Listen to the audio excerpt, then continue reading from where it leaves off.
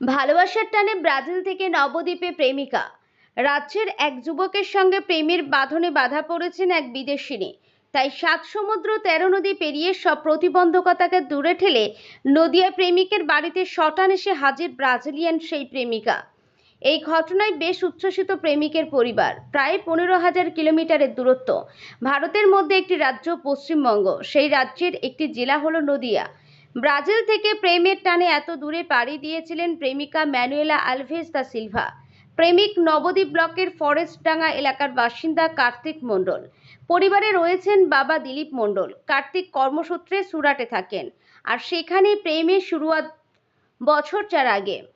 মূলত সমাজ মাধ্যমে আলাপ দুজনের সম্পর্ক যত অটুট হয়েছে, ততই দুজনের উপর টান আরও দৃঢ় হয়েছে। একে অপরকে ছেড়ে থাকতে পারবেন না তারা বুঝে গিয়েছিলেন, তাই দুজনেই রাজি বিয়ে করে সংসার করার জন্যে। কার্তিক মণ্ডল জানান, এরপর প্রেমিকা এখানে আসেও আমাদের বাড়িতেই বিয়ের আয়োজন করা হয়। আগামী শুক্রবার হবে বিয়ে, আর সবটাই হবে সনাতনী তথা বাঙালি মতে।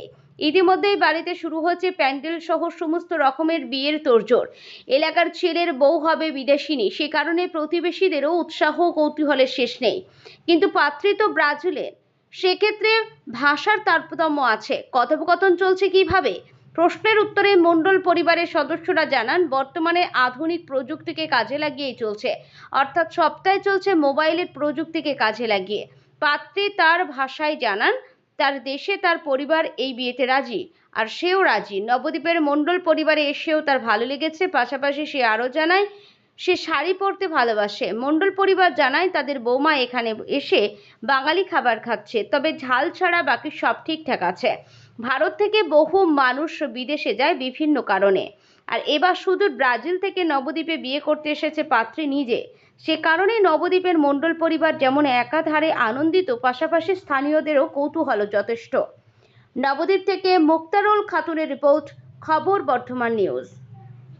প্রথম আলাপ হয় ফেসবুক থেকে, তারপরে হোয়াটসঅ্যাপ থেকে কথাবার্তা আলাপ, ওদের পরিবারের সঙ্গে, ওদের ভাই বোন সবার সঙ্গে আলাপ আলোচনা, আমাদের বাড়িঘর দেখানো, ওদের বাবা মার সঙ্গে সবার সঙ্গে পরিচয়। তারপরে আস্তে আস্তে আমাদের ভালোবাসা হয়, ও আমাকে প্রপোজ করে, আমি ওকে প্রপোজ করি। বিয়ের সিদ্ধান্ত কবে কবে নেওয়া হয়? বিয়ের সিদ্ধান্ত 2 বছর আগের থেকে নেওয়া। আচ্ছা, ওনার পরিবারে কে কে আছে? ওনার পরিবারে মা আছে, বাবা, ভাই বোন 4 জন। আর আপনাদের পরিবারে নতুন এসেছে, কতদিন হলো এসেছে? আমাদের পরিবারে এসেছে 3 দিন হলো, মনে করেন 1.5 মাস মতো হলো। আচ্ছা, সেক্ষেত্রে খাওয়া দাওয়া বা হ্যাঁ, ওদের একদম নন স্পাইসি খাওয়া দাওয়া। আমাদের তো ঝাল একদম খেতে পারে না, 2 মাসের বাচ্চা সমান খায়। সেক্ষেত্রে আপনাদের বাড়ির লোকের কোনো সমস্যা? না না, বাইরের লোক সবাই অ্যাকসেপ্ট করেছে, ও যেমন চাইছে সেমন হিসাবে চলা হচ্ছে।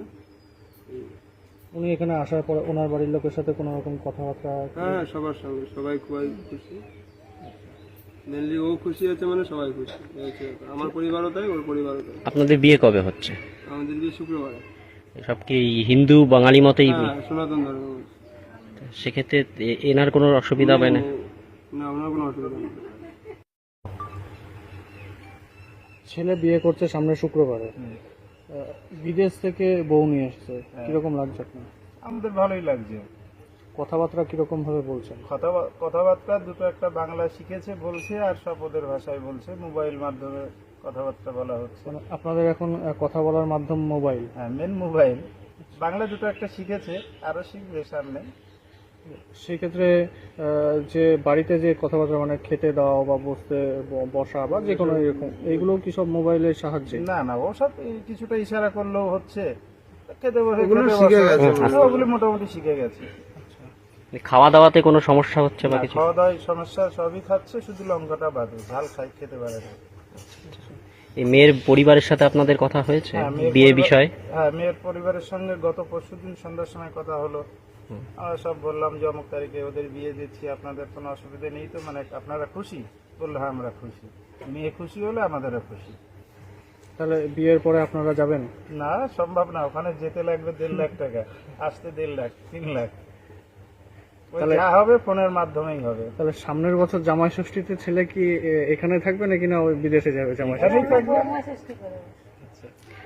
তা এই যে আপনার মানে বিদেশ থেকে বউ নিয়ে এসেছেন, তাই পাড়ার লোকের উৎসাহটা কেমন দেখছেন, বা পাড়ার লোক? না, পাড়ার লোকের উৎসাহ ভালো আছে, পাড়ার লোকের কোনো অবজেকশন নেই, তারা সবাই আনন্দিত, কোনো এই প্রবলেম নেই। বিয়ের কি কোন রীতিতে মেনে হবে?